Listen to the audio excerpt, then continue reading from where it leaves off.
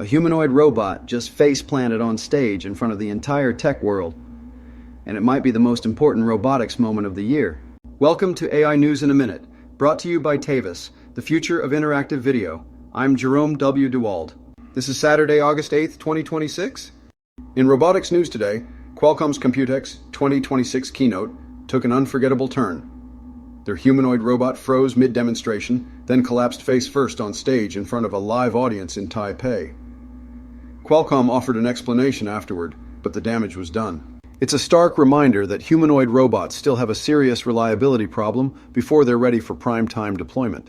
Also from the world of robotics, Foundation Robotics just showed off a tendon-driven robotic hand that can catch a baseball mid-air.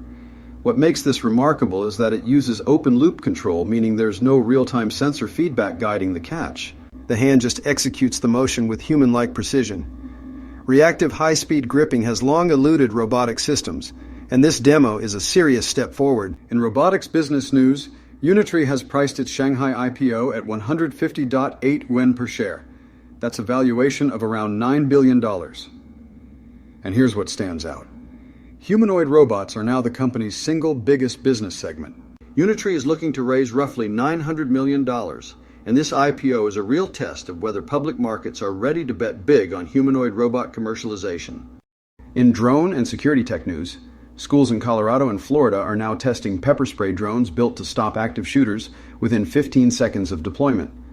The drones are designed to respond faster than any human security team could, but the technology comes with real concerns. What happens when a drone misidentifies a student? Automation in life or death scenarios is a frontier we need to think very carefully about. Also from Figure AI, their Figure 3 humanoid robot just achieved fully autonomous ladder climbing. No remote control, no human assistance. The robot uses AI-driven balance control and real-time motion planning to ascend a ladder entirely on its own.